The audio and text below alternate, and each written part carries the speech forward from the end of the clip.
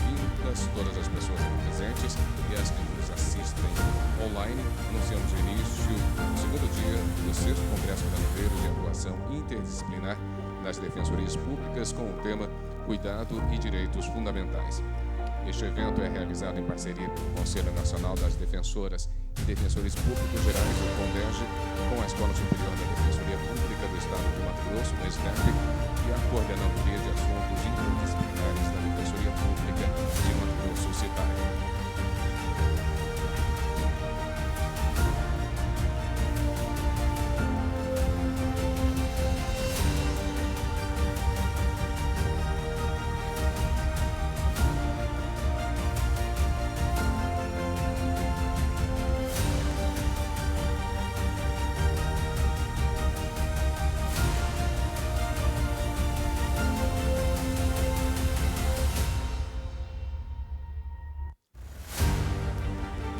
A sexta edição do Congresso Brasileiro de Atuação Interdisciplinar é um espaço de discussão e reflexão da atuação interdisciplinar das defensorias públicas, reunindo especialistas, defensoras e defensores públicos estaduais e profissionais de diversas áreas como direito, psicologia, assistência social, entre outras.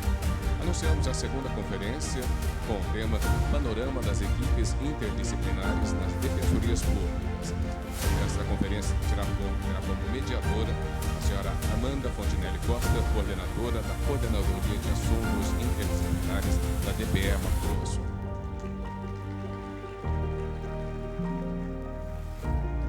Como conferencistas, a senhora Emília Estivalé Broide, pós-doutora em Psicologia Clínica,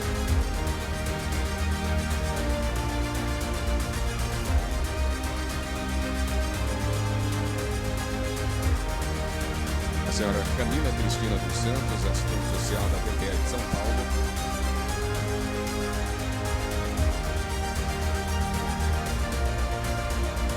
A senhora Liliane Souza Torres, psicóloga da DPE de Roraima.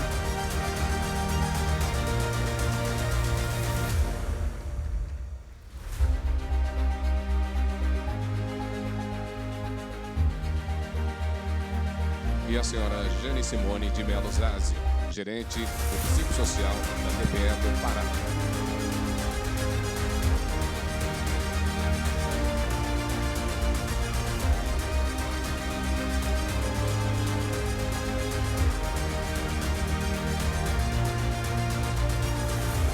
Composto o painel, passamos a palavra à mediadora, a senhora Amanda Fontinelli Costa.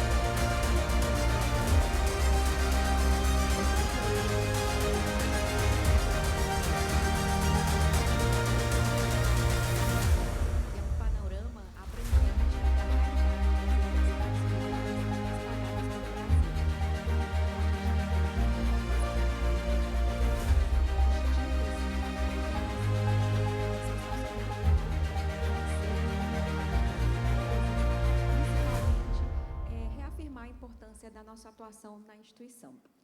Eu convido para começar, né, essa troca de experiências e conhecimentos, a nossa supervisora, Emília Estivalé Broide. Vou ler aqui o currículo dela, que ela, com muita humildade, resumiu para nós. Ela é psicanalista, psicóloga formada pela PUC, Rio Grande do Sul, mestre em saúde pública pela Faculdade de Saúde Pública da USP, doutora em Psicologia Social, também pela PUC São Paulo, pós-doutora em Psicologia Clínica pela USP, consultora, analista institucional e supervisora nas áreas da saúde, assistência social, educação e direitos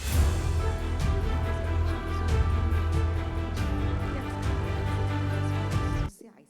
Reafirmo que a gente tem 15 a 20 minutos para cada palestrante, então, por favor, compartilhe conosco. Obrigado. Bom dia a todos e a todas. Queria agradecer muito de estar aqui com vocês nessa mesa, compartilhando experiências, né? Eu vou ler o meu texto, porque eu me organizo mais se está escrito, mas a ideia é que a gente possa mesmo fazer uma conversa aqui. Então, muito obrigado pelo convite, sempre muito bem aceito pelas colegas aqui de trabalho. Então, para pensar, né, a questão da interdisciplinariedade e do cuidado com o cuidador, né, cuidar de quem cuida, eu queria começar pensando e propondo para vocês a escuta como função instituinte da vida, né, para a gente poder chegar na questão do cuidado e da interdisciplinariedade. Eu vou pedir, Amanda, só que tu me dê o toque 2 minutos, porque eu não gosto de ultrapassar o tempo, mas eu me empolgo às vezes, né? Então, para falar do trabalho interdisciplinar e do cuidado, vou começar situando, então, a escuta como função instituinte da vida. A escuta não é exclusiva dos psicólogos e dos psicanalistas. A escuta não é dos especialistas. A escuta diz de um encontro. No caso de vocês, do encontro cotidiano com a dor e o sofrimento do outro. Sim, porque ninguém chega à defensoria a passeio. Ninguém chega porque está tudo bem na vida. Os casos são complexos, um atendimento raras vezes se resolve em um atendimento. É necessário articular a rede, enviar ofícios, orientar pessoas, ir além do que muitas vezes é função própria de cada um. Isso é exaustivo e frequentemente frustrante. Isso porque, no trabalho de vocês escutam aqueles que, como nomeia o escritor uruguaio Eduardo Galeano, são os ninguéms. Vou pedir permissão para ler a poesia do Eduardo Galeano. Sonham as pulgas em comprar um cão, como sonham os ninguéms em sair da pobreza. Que em algum dia mágico a boa sorte chova de repente, que caia a diluviar a boa sorte. Mas não chove boa sorte nem hoje, nem ontem, nem hoje, nem amanhã, nem nunca. Nem chuviscando ela cai do céu, por mais que peçam os ninguéms. Até mesmo se lhes roça a mão esquerda, ou se levantam com o pé direito, ou começam o ano trocando a vassoura, os ninguéms, os filhos de ninguém, donos de nada. Os ninguéms, os nenhuns, a correr atrás da lebre, a morrer a vida, que não são, mesmo sendo, que não falam idiomas e sim dialetos, que não professam religiões, mas superstições, que não fazem arte e sim artesanato, que não praticam cultura e sim folclore, que não são seres humanos e sim recursos humanos, que não têm rosto, mas braços, que não têm nome, mas número, que não estão na história universal, mas na crônica vermelha da imprensa local. Os ninguéms que custam menos que uma bala que os mata. A escuta que vocês dirigem aos ninguéms pode ser de perpetuação e manutenção deste lugar que lhes foi conferido, ou, ao contrário, pode, para além dos relatórios que têm que ser preenchidos, das fichas de encaminhamento, ter uma função instituinte de vida. Creio que estamos todos aqui hoje reunidos e unidos no propósito que a escuta esteja a favor da vida, na busca da operação de torção, na qual o ninguém possa, com sua voz, seu corpo, seu depoimento, seu olhar, seu gesto, ser alguém. E para isso, para operar essa função instituinte da vida, que faz do ninguém um alguém, só é possível a partir do trabalho interdisciplinar. Nenhum de nós detém todas as respostas e as melhores soluções e encaminhamentos.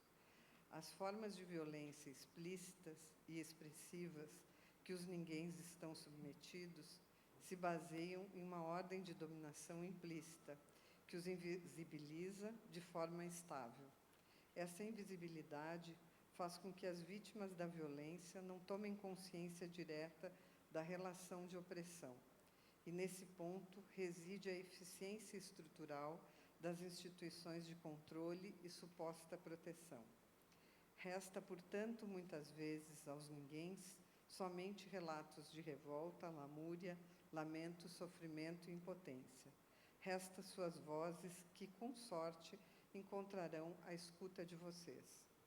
Vocês, no cotidiano de trabalho, são testemunhas de que a vida não é redutível à matéria biológica, à pura sobrevivência. a cada encontro com sujeitos e coletivos, na escuta atenta e preciosa dirigida a eles. Vocês escutam desejos, demandas, reivindicações, denúncias e apelos daqueles que carecem de credibilidade. A escuta é humanizadora do sujeito em situações que muitas vezes são desumanas ou desumanizantes.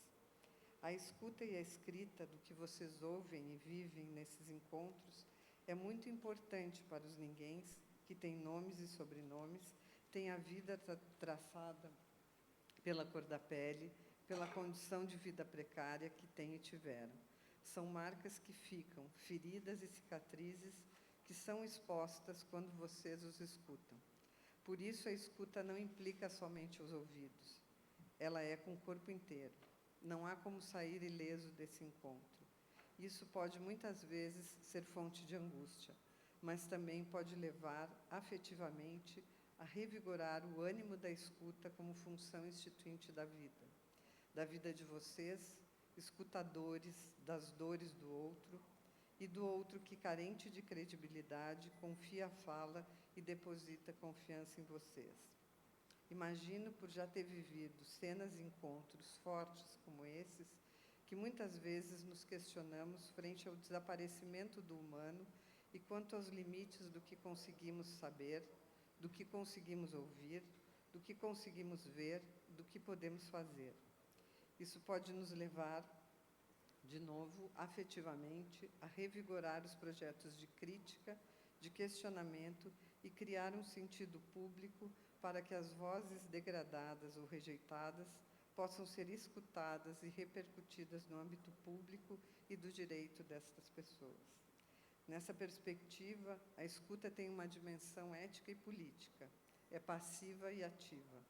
Passiva na medida que vocês não são super-heróis, que estão ali para libertar o sujeito de todas as mazelas que o acometem, mas se colocam na disponibilização que permite que ele fale e elabore.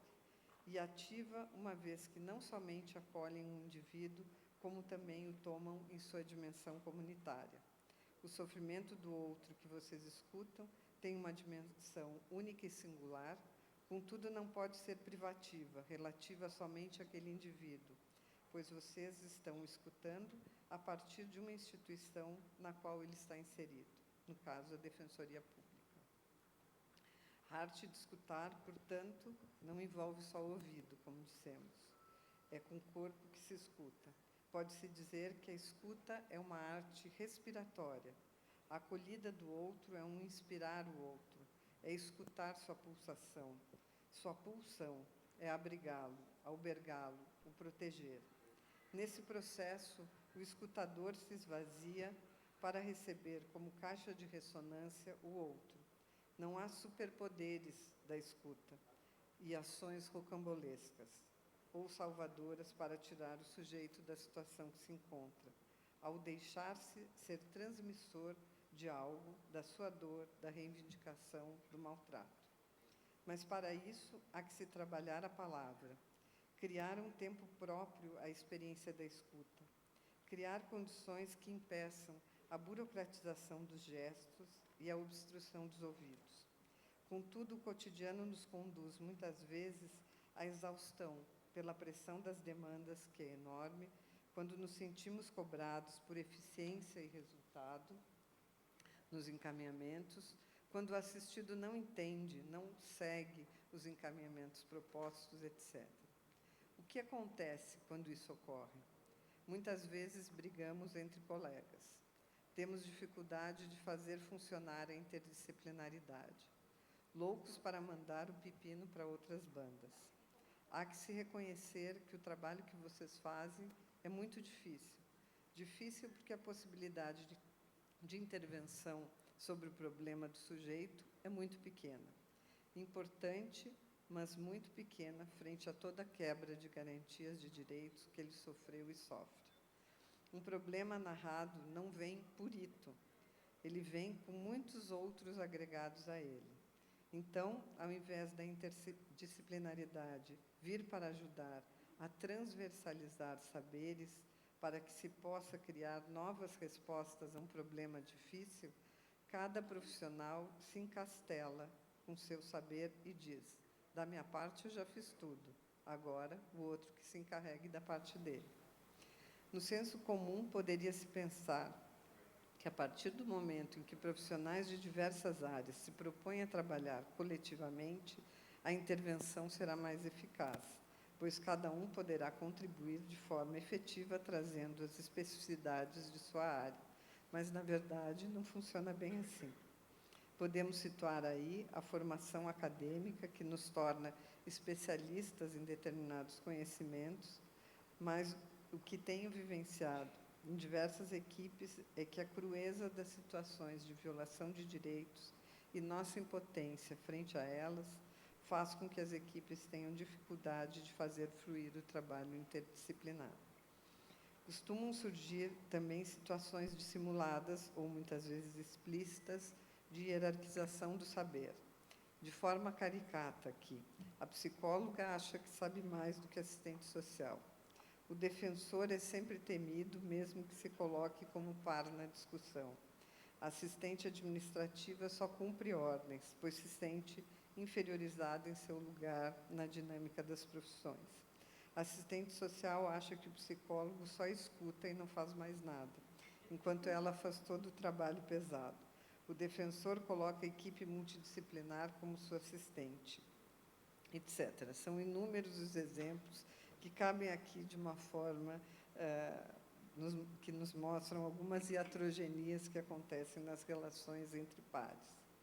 Nas discussões interdisciplinares, muitas vezes, vale o que eu penso e não a troca de saber técnico. Nesse contexto, as discussões sobre os casos ou os encaminhamentos tendem a ser morais ao invés de éticas, e também persuasivas a partir dos lugares de poder.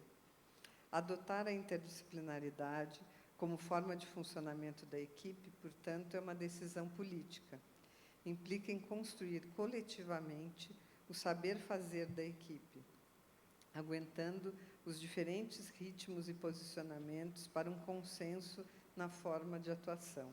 Ou, por outro lado, exige renunciar um posicionamento próprio para acolher o que os outros estão dizendo e apostar na experiência da equipe como formadora de um modo de agir e não querer insistir que a minha formação em particular ou o meu cargo detém a melhor posição sobre o caso. Para que o trabalho interdisciplinar possa ocorrer, é necessário romper com hierarquias formais ou imaginárias e apostar na capacidade da construção coletiva de intervenção.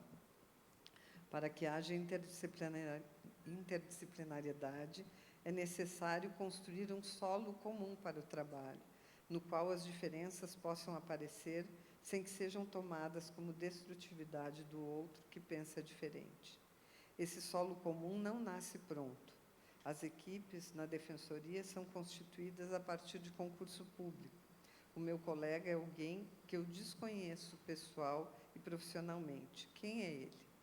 Vou me adaptar a seu funcionamento? Ele concordará com a forma que eu penso e conduzo o meu trabalho?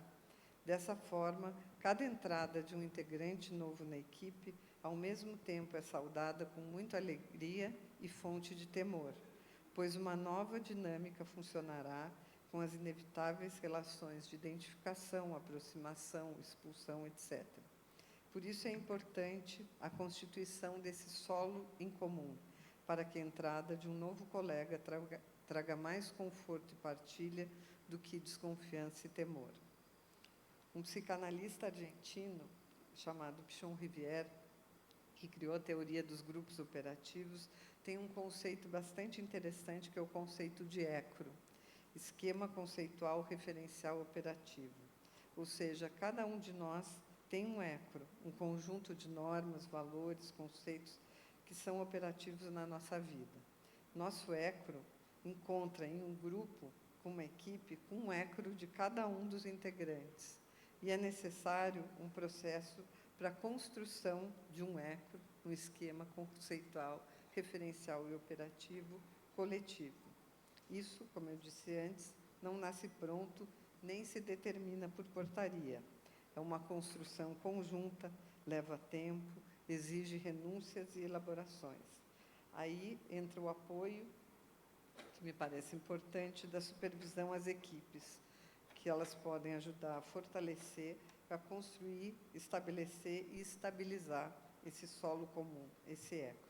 A formação continuada, a capacitação das equipes, a supervisão institucional são fundamentais para que a interdisciplinariedade funcione como método e proposta de trabalho nas defensorias. Tais dispositivos têm uma função de alteridade, que permite que aquilo que é dito na equipe possa ser testemunhada por um terceiro e sirva para descristalizar situações que a equipe mantinha sem conseguir sair. Nas supervisões que realizo, costumo dizer que, se a tarefa não está clara ou é muito difícil, a tendência da equipe é de brigar. Por isso, as supervisões servem para a palavra circular, para criar modos de dizer o que muitas vezes já foi dito e não foi escutado. A supervisão institucional não é uma solução mágica. Ela exige muito trabalho da equipe, principalmente disposição para desfazer os nós que mantêm a equipe amarrada a velhos padrões de funcionamento. A manutenção das equipes ocorre quanto mais disponibilidade houver para a construção desse eco comum. Isso é cuidado. Cuidar de quem cuida não é dar colo, é confrontar, não é acabar com os conflitos, é colocar os conflitos a trabalhar. Cuidar de quem cuida exige um trabalho do tempo, um investimento psíquico. É trabalhoso, mas é um trabalho que propõe a criação de vínculos solidários que se opõem à lógica individualista, competitiva, baseada no desempenho e nas estatísticas.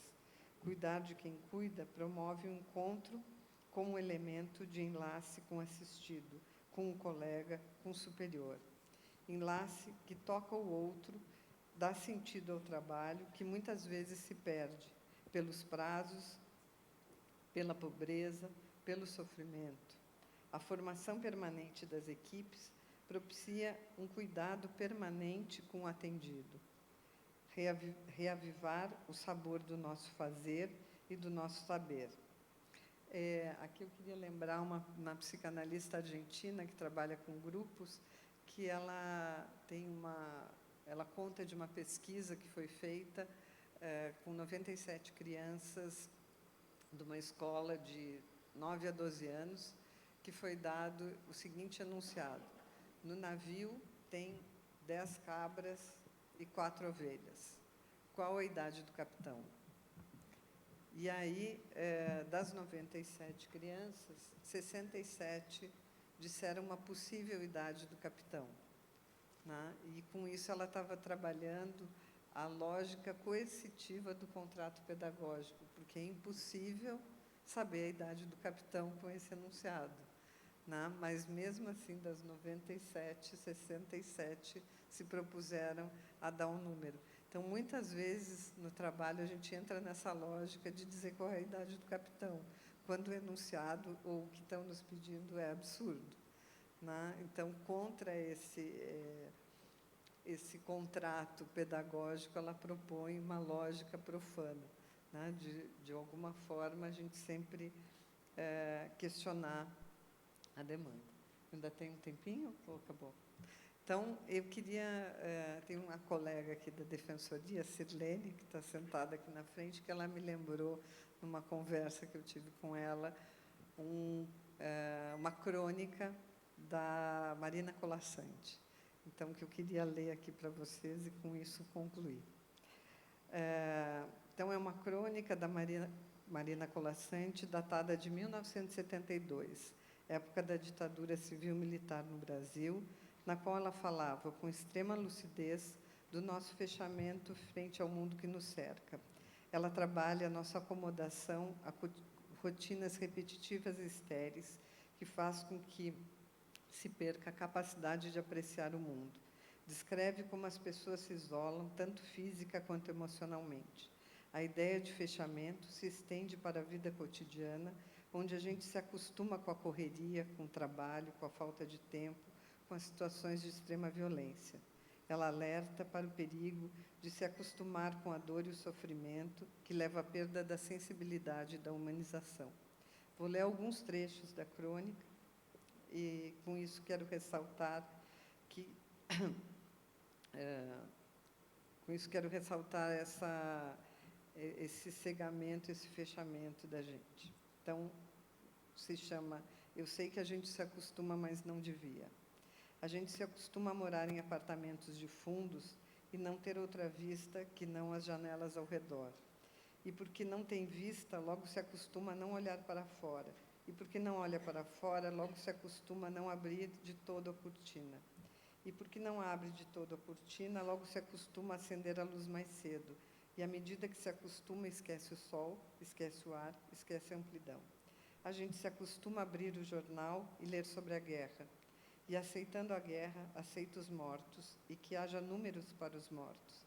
E, aceitando os números, aceita não acreditar nas negociações de paz. E, não acreditando nas negociações de paz, aceita ler todo dia da guerra, dos números, da longa duração. A gente se acostuma a coisas demais para não sofrer, em doses pequenas, tentando não perceber, vai afastando uma dor aqui, um ressentimento ali, uma revolta acolá. A gente se acostuma para não ralar na aspereza, para preservar a pele. Se acostuma para evitar feridas, sangramentos, para esquivar-se da faca e a baioneta, para poupar o peito. A gente se acostuma para poupar a vida, que aos poucos se gasta, e que se gasta de tanto se acostumar, se perdendo a si mesmo. Ao fim, ouso dizer que, ao montar espaços de trocas e diálogos como este, ao inquietar-se com as falas daqueles que escutamos, ao ficarem angustiados e atentos com o sofrimento do outro, formamos parte daqueles que não se acostumam e que podem, através da escuta, do testemunho que somos convocados, fazer com que a voz dos desacreditados seja ouvida, fazer trabalhar a palavra, criar um tempo próprio à experiência de escuta, criar condições que impeçam a burocratização dos gestos e a obstrução dos ouvidos. Isso se coloca para aqueles que não se acostumam. Dessa forma, se estabelece o cuidado de quem cuida. Obrigada.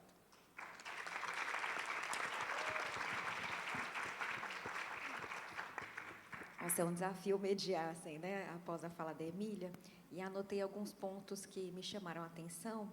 O primeiro, né, quando ela começa a fala, falando como a escuta é uma condição primária para a nossa atuação institucional.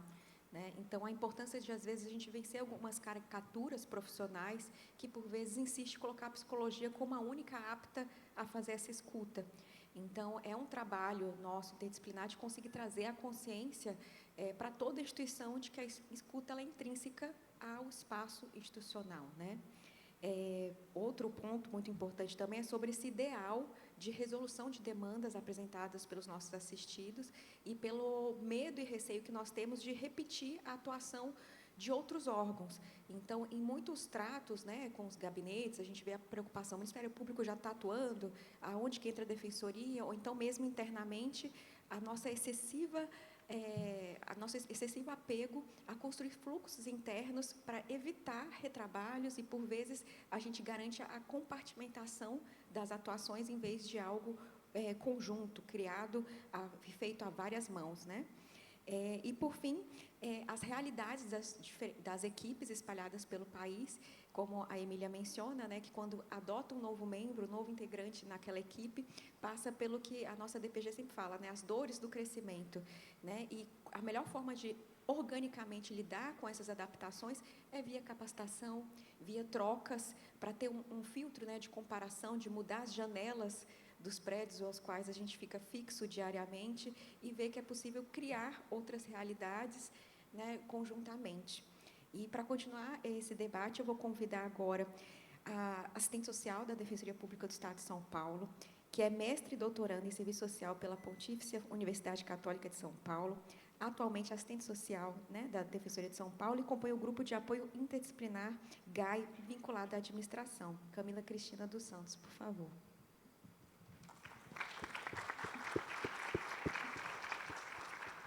Bom dia a todos, todas e todos. Queria agradecer o convite, a comissão organizadora, no nome da Amanda, mas quero agradecer principalmente o cuidado. Acho que o cuidado está presente em todos os detalhes da organização do evento, então, muito obrigada. Vai parecer clichê, mas é sincero que desafio falar depois de Emília, não só pelo seu arcabouço intelectual, mas pela sensibilidade que você conseguiu retratar tão bem o nosso cotidiano de trabalho. Muito obrigada. Eu tenho um slide, eu não sei se alguém consegue... obrigada. Eu trouxe um pouquinho do panorama atual da Defensoria Pública do Estado de São Paulo, né? Mas aí eu também queria ir fazendo o contraponto com as falas de ontem, com a fala da Emília. Fiquei muito provocada pela fala da Ana Carolina. Vou tentar trazer essas minhas reflexões ao longo aqui da minha exposição. Costumo falar rápido, quando eu estou nervosa eu falo mais rápido ainda, então vocês podem me sinalizar se estiver correndo demais. A Defensoria do Estado de São Paulo, então, ela foi criada pela Lei Complementar de 2006, é uma instituição, então, relativamente nova, né? A gente está num plano de expansão atualmente, então, inaugurando novas unidades pelo Estado. A gente está com 73 unidades em 52 municípios. Dentro dessas 73 unidades, está contemplado os 10 núcleos especializados, que são núcleos especializados temáticos, né, que têm como atribuição dar o suporte dentro dos temas a que eles se referem para a atuação da Defensoria. O grupo de apoio interdisciplinar, o qual eu faço parte, ele é composto por mim, que sou assistente social, e um psicólogo.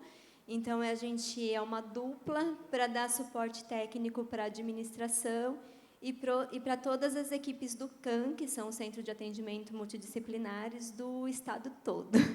Garanto a vocês que é um desafio contínuo e cotidiano. E a gente está, atualmente, subordinada às assessorias civil e criminal e infracional da Defensoria, né? As assessorias, elas compõem aí o quadro da administração, e o GAI, ele está dentro do organograma das assessorias civil e criminal. E aí, a gente tem o Centro de Atendimento Multidisciplinar, que são os CANs. O CAN, ele é composto majoritariamente por assistentes sociais e psicólogos. Existe uma discussão aí institucional, porque em alguns núcleos especializados a gente tem outros profissionais, né, como arquiteto, cientista social e um contador, o contador, ele é do núcleo do consumidor. E aí existe uma discussão nossa da equipe com o RH, porque o RH não entende essas profissões como o CAN, né? O CAN seria os assistentes sociais e os psicólogos. E aí eu também já trago uma reflexão sobre a equipe interdisciplinar, porque acho que não é uma especificidade da Defensoria Pública de São Paulo, até pelas falas que a gente teve ontem, né, e por todas as colegas que a gente acaba escutando. Queria convidar o direito a se entender como equipe interdisciplinar, né? Porque a gente sempre fala, o direito e a equipe multidisciplinar. Direito, venham conosco, vocês são também parte da equipe interdisciplinar, né? Interdisciplinar integra aí todos os saberes. E aí a atuação do CAN, ela tem alguns eixos, né? Então tem o eixo do atendimento, né? Do atendimento ao usuário da Defensoria, esse atendimento individual, onde a escuta, né, é uma ferramenta muito importante. E aí tenho feito uma reflexão, porque também a gente escuta muito, escutamos ontem também, sempre, que o direito não dá conta de tudo, né? Nenhuma profissão dá conta de tudo, né? Por isso a importância da interdisciplinaridade. Mas eu acho que quando a gente se coloca disponível a escutar, a gente acessa dimensões do sujeito muito além daquele primeiro problema, vamos dizer assim, daquela primeira questão que fez ele procurar a Defensoria Pública. Porque o sujeito nunca é uma coisa só. Né? A gente precisa entender e respeitar a totalidade desse sujeito e a história que levou ele a procurar a Defensoria Pública. Eu acho que diferencia o trabalho do serviço social e da psicologia dentro do sistema de justiça é porque a gente traz para o sistema de justiça a complexidade dessas questões, né? Nunca uma questão judicial ela é única, nunca aquele problema ele vem isolado, né? Aquele problema faz parte do sujeito, da história daquele sujeito, da história da nossa sociedade, né? Porque acho que também vou tentar falar disso um pouco mais para frente. O quanto as demandas individuais têm atropelado o nosso fazer na defensoria pública, né? E o quanto que a gente precisa estar atento a isso para a gente não deixar se perder a coletividade, né? As demandas sociais como um todo. E aí tem a questão da produção técnica e do registro. Acho que isso tem sido sempre um desafio para a gente, né? Como que a gente coloca no papel, numa produção técnica, tantas dimensões que chegam para a gente no nosso atendimento daquele sujeito, como a gente faz isso com cuidado, né? Com cuidado, trazendo a história daquele sujeito e sendo técnico, né? Acho que o que a gente tem se deparado muito no sistema de justiça com as produções técnicas produções pouco técnicas e às vezes moralistas, né? Então, o quanto que a gente tem que estar atento a isso, o quanto as mulheres são julgadas em alguns relatórios que a gente pega dentro do sistema de justiça, né? O quanto que o pai não aparece naquele relatório da infância, né? O quanto que a mãe é questionada pelas relações que ela tem. Então, acho que a gente está sempre atento a isso dentro da nossa produção técnica, também é uma forma de cuidado. Cuidado com o nosso saber, né? Cuidado com a nossa profissão, da gente estar sempre ali tentando trazer para o papel o nosso conhecimento técnico, mas também, principalmente, cuidado com o usuário, né? A professora Martinelli diz que a gente não dá voz ao usuário, né? O usuário ele tem voz, a gente precisa escutar o que ele tem a dizer, né? E aí o eixo da articulação de rede, né? Que acho que é um eixo muito importante, né? Assim como as profissões não fazem nada sozinho, os serviços não fazem nada sozinho. Ainda que a Emília trouxe um pouco na fala dela essa questão do super-herói, né? Às vezes a gente tem essa característica salvacionista, espero que a gente consiga superá-la, de que a gente não vai realmente dar conta de tudo, a gente não vai salvar aquela vida, mas a gente precisa incomodar, né? A gente precisa fazer essas estruturas irem se abalando para a gente começar essa transformação. E acho que a gente, enquanto equipe multidisciplinar, a gente, em serviço social, psicologia, eu acho que a gente tem um papel de que a gente não só abala a estrutura da sociedade, a gente abala a estrutura das nossas instituições, né? O sistema de justiça ele já é por si só hierárquico, né? E então a gente também ali dentro está trazendo essas contradições das nossas próprias instituições, né? Fiquei pensando muito que o cuidado, ele tem três categorias, entre outras, né? Mas tem três categorias que me chamam a atenção e que são categorias que vão contra toda essa forma de vida que a sociedade capitalista nos impõe, né? Então, eu acho que o cuidado ele deve prever. Acho que todos nós, em primeiro lugar, precisamos de cuidado, em maior ou menor grau, né? Somos seres sociais e aí a gente só se conforma nas relações, né? Então, as relações elas exigem esse cuidado. Mas fiquei pensando muito o quanto o cuidado ele exige tempo, que na nossa sociedade o tempo cada vez mais escasso, porque a gente faz cada vez mais coisas e cada vez menos presentes nas coisas que a gente faz, né? Ele exige horizontalidade, né? Porque muitas vezes a gente se coloca numa posição de saber o que é melhor para o outro e o cuidado exige que a gente escute qual é a necessidade do outro, né? E não aquilo que eu quero para o outro. Então, fiquei pensando no tempo, na horizontalidade e na coletividade, porque cuidado não se faz sozinho. Toda vez que a gente tenta cuidar sozinho, a gente fica muito sobrecarregado e acaba mais precisando de cuidado do que de quem a gente está cuidando. E aí, aqui tem a questão também, acho que traz um pouco essa questão da coletividade, né, que é a participação de educação em direitos. e que é um eixo, acho que, muito importante da defensoria, né, para a gente não tentar fugir um pouco dessas demandas exclusivamente individuais. E aqui não estou dizendo que as demandas individuais elas não são importantes, estou dizendo que a gente precisa olhar para ela como reflexo da vida social que a gente se organiza, né, e pensar como que isso a gente tem uma atuação mais coletiva, porque a gente consegue provocar essa transformação de forma mais coletiva do que individualmente. E aí aqui eu trouxe, antes de falar um pouco das experiências que eu trouxe, né, é claro, acho que para a gente ser uma equipe muito grande, a gente tem diversas experiências que eu podia trazer, mas eu fui trazendo experiências que o GAI acabou promovendo para a gente conseguir pensar até dessa forma coletiva, né? Mas a gente em São Paulo tem alguns desafios, né? É uma cidade muito grande, é um território muito grande. A gente não tem diferenças só entre os municípios, a gente tem diferenças entre as regiões de São Paulo, né? Então, para a gente organizar tudo isso de uma forma coletiva é um desafio. A gente tem unidades, por exemplo, quase todas as unidades, com raras exceções da defensoria, o CAN é composto por uma dupla, né? Então, é uma dupla que, no interior, por exemplo, é uma dupla que vai atender criminal, que vai atender infância infracional, que vai atender infância civil, que vai atender fazenda pública. Então, são muitas demandas para o CAN dar conta, junto com todos os outros defensores, que são especializados, cada um em sua área, e o CAN precisa atender todas as áreas com uma dupla, né?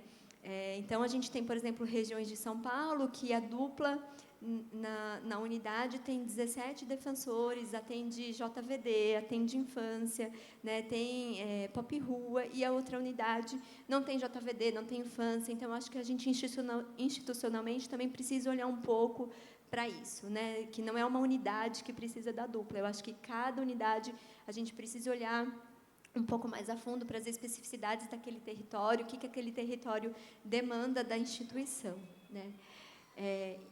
E aí a gente tem uma equipe muito grande, né? No início da defensoria, o CAN conseguia se reunir estadualmente com muito mais facilidade. Hoje em dia, nós somos 180, e é muito difícil reunir todo mundo, né? Que a gente está espalhado pelo Estado, como é que a gente senta todo mundo, como é que a gente conversa, como é que a gente lida com todas essas especificidades, o que tem de comum entre nós, o que tem de diferente. Então, unir o CAN nesse sentido de conversar todo mundo junto tem sido cada vez mais um desafio. E, ao mesmo tempo que a tecnologia ajuda a superar um pouco, sou um pouco analógica, acho que ela também traz outros desafios, para não dizer dificuldades. Porque cada vez menos a gente tem se disposto a encontrar presencialmente. Para que eu vou sair aqui do meu cantinho se eu posso ligar o computador e a gente conversa? Mas o quanto que a gente perde com isso? Né? A gente perde abraço, a gente perde olho no olho, a gente perde o estar ali, porque aí eu estou ouvindo no computador, mas estou mexendo no celular, estou escrevendo e estou fazendo 1000 coisas ao mesmo tempo, né? Então, o quanto a gente foi perdendo, né? Perdendo cuidado também com essas tecnologias. Né? Então, é o número da equipe, esse distanciamento geográfico, os encontros presenciais que foram ficando cada vez mais escassos, essas diferenças territoriais que aí não são só entre municípios, estão também entre os territórios dentro de cada município, as diferenças nas unidades, né, porque cada unidade vai acabando, ainda que a gente tenha, né, todas as normativas que direcionam para o atendimento, cada unidade vai ali dentro do seu território se contornando e tendo o seu jeitinho. Então, como que isso também enriquece e também dificulta, né? Porque a gente tem tido cada vez menos tempo e espaço para falar dessas diferenças. E uma questão que acho que a gente tem trazido bastante, que é esse crescimento das demandas individuais, e que a gente fica ali no atendimento um atrás do outro, são vários, são muitos, né? E aí o tempo é escasso, e o quanto que a gente... é um desafio fazer um cuidado fazer um trabalho com esse número de demandas e com esse tempo tão escasso. E aí, para não ficar só no muro de lamentações, eu acho que a gente tem feito algumas experiências. Então, eu e o Matias, que é o psicólogo que compõe o GAI junto comigo atualmente, a gente está no GAI desde 2022, né? Então, é relativamente recente.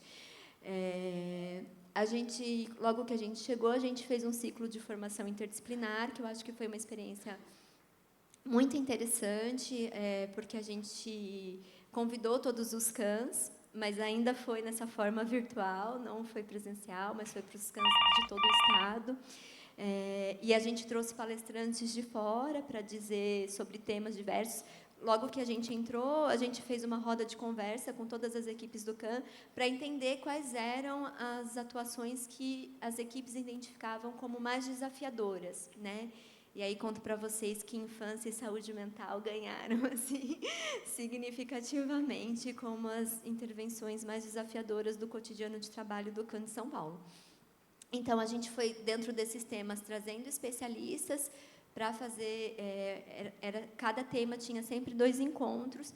O primeiro encontro era essa palestra com alguém de fora, algum especialista, porque eu vi, ainda que a gente tenha um CAN muito qualificado, são pessoas que estão sempre estudando, mestres, doutoras, acho que ouvir quem está de fora sempre faz a gente repensar nosso trabalho, sempre dá uma arejada, né?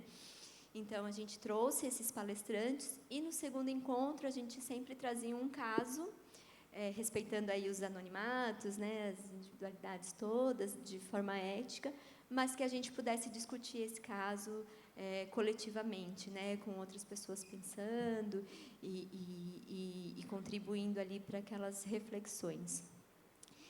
E uma outra experiência foi a cartilha sobre atendimentos... tem um erro de digitação ali, desculpa. De atendimento de casos complexos, que a gente chama assim, né, de situações de crise no atendimento.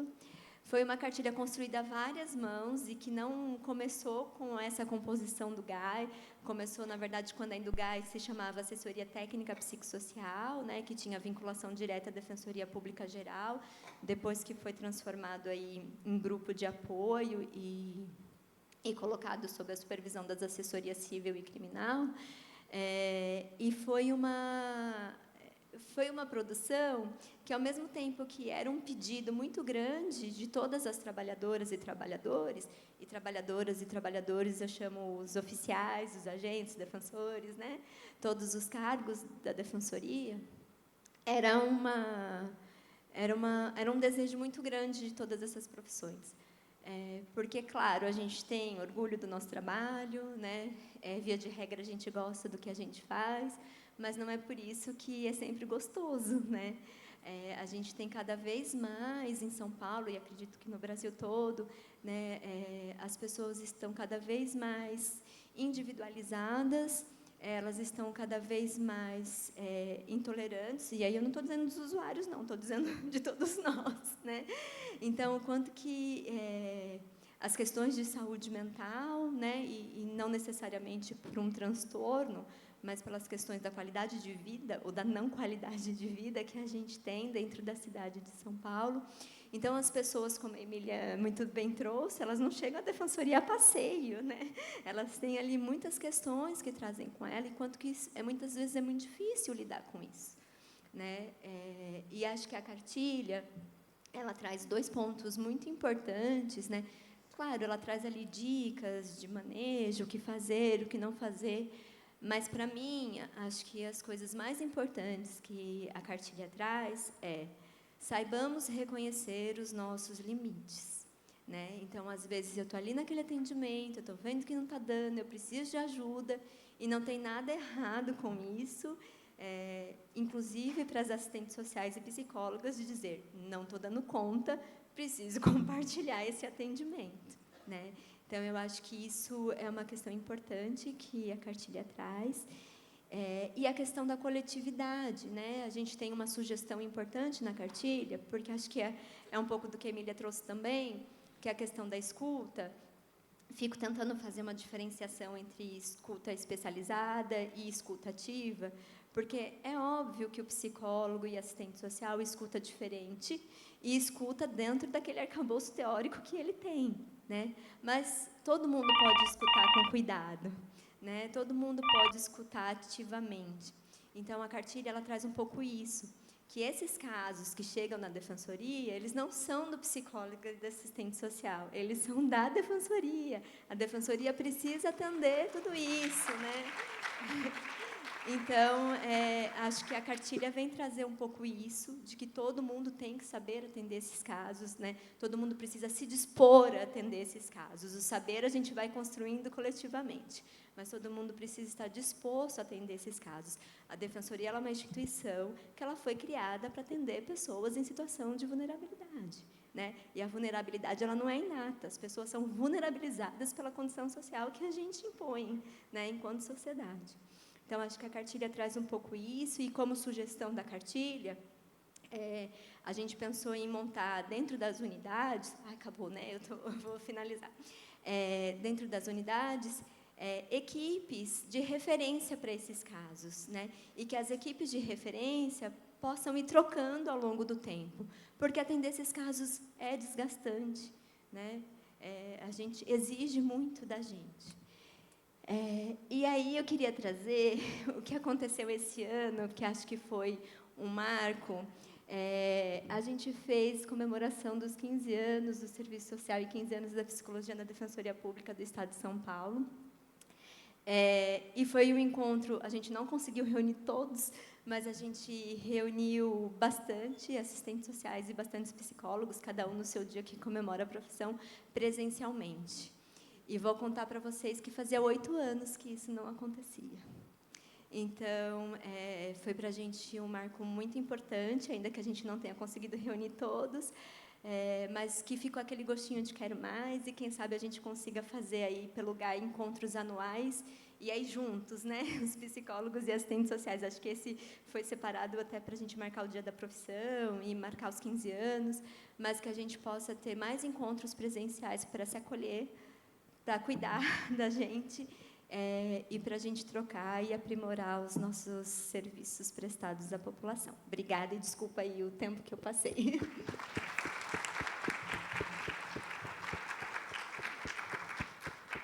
Bom, agradeço a fala da Camila, que foi tão cirúrgica em tantos pontos.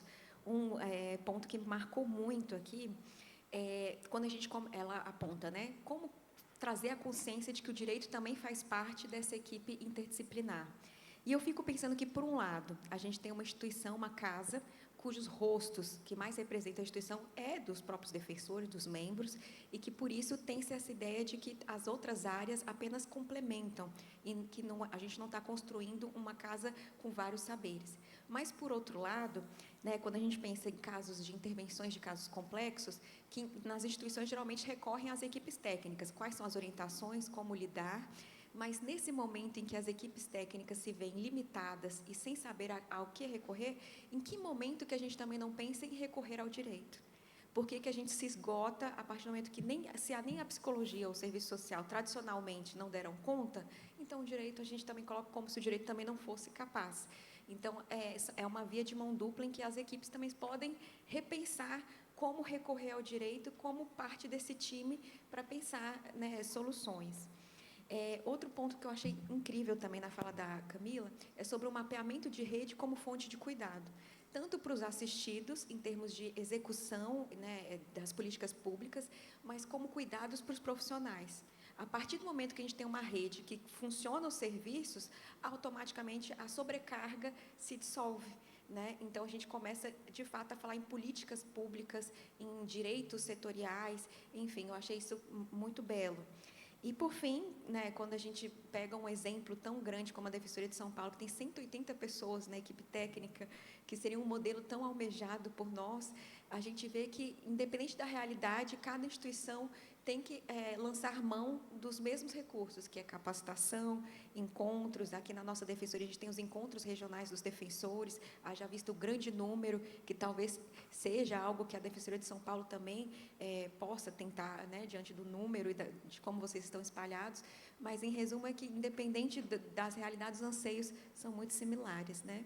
Então, agradeço a contribuição, Camila. E agora eu convido a Deliane, psicóloga da Defensoria Pública de Roraima. Ela foi graduada em Psicologia pela Universidade Federal de Roraima, pós-graduada em Saúde Mental pela Universidade Católica Dom Bosco e tem formação em Mediação Familiar pelo Instituto de Mediação e Arbitragem de Portugal, IMAP. Muito obrigada, Deliane. Olá, bom dia a todos e a todas presentes. Eu peço licença para ficar em pé, tá bom? Então, assim.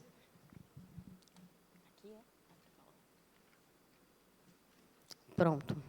Então, primeiramente, eu quero agradecer o convite, a pessoa da Amanda, da Carol, que está ali também, assistente social, e agradecer a acolhida, né? O técnico Gabriel está aí também. Tem sido muita demonstração de cuidado mesmo, nós temos sentido isso durante todo o evento. Muito obrigada. Então, nós vamos trazer aqui um pouquinho de como tem sido o trabalho da equipe interdisciplinar na Defensoria de Roraima. Vou passar aqui, deixa eu ver. Ok. Bom, a Defensoria Pública de Roraima também é muito nova, né? Foi a partir de 2000, e a nossa equipe interdisciplinar ela foi instituída através dessa resolução 50 de 2017. Então, quando teve o primeiro concurso para servidor público em 2015, né, nós fomos chamados em 2017, não tinha um serviço ainda da equipe. Então, logo a assistente social que entrou, Tassiana, teve esse desafio maior, eu entrei depois, né, logo em seguida, mas, e aí, o que nós vamos fazer aqui? Né? Deixa eu ir mais para cá. O que nós vamos fazer aqui? Então, até quero agradecer à equipe de São Paulo, porque a gente estudou muito a partir do que vocês já tinham feito, né? A Paula, que está presente, e foi muito importante para a construção da resolução, que já precisa ser repensada em alguns pontos, né? Já fazem aí, 7, 8 anos, mas estamos trabalhando. E, atualmente, o CAM, o Centro de Atendimento Multidisciplinar, é composto por 2 assistentes sociais e uma psicóloga que vos fala, né? E 2 estagiárias do curso de psicologia. Eu até negritei um ali, porque eu tenho o meu colega aqui presente, levanta a mão aí, Ed Luiz. O Ed Luiz também é psicólogo da Defensoria Pública de Roraima, e ele atua hoje especificamente na especializada da mulher. Então, ele está tentando aí verificar, né, a possibilidade de uma colega para também pensar no CAM dentro da especializada da mulher. Então, nossa equipe é pequena, nosso estado também é pequeno, né? Nós temos 15 municípios, e nós temos desafios também, como o estado de São Paulo e como qualquer outro estado que vai trabalhar na questão do direito, do cuidado. E nós, hoje, somos chefiadas pela Defensora Pública-chefe da capital, né? Então, a coordenação é feita por uma defensora pública. E o funcionamento do CAM tem por base, prioritariamente, a Camila já trouxe um pouquinho, né? Mas a gente tem atendimento psicológico social, educação em direitos e resolução extrajudicial de conflitos, mapeamento e articulação com a rede de serviços e produção técnica. Logo, eu vou detalhar um pouquinho mais. Eu trouxe aqui um pouquinho das demandas e como elas chegam para a gente e o que a gente consegue organizar a partir disso. Então, as demandas elas são encaminhadas pelos gabinetes dos defensores, através do Sistema Solar, que é o nosso sistema de atendimento, acredito que de muitas defensorias públicas.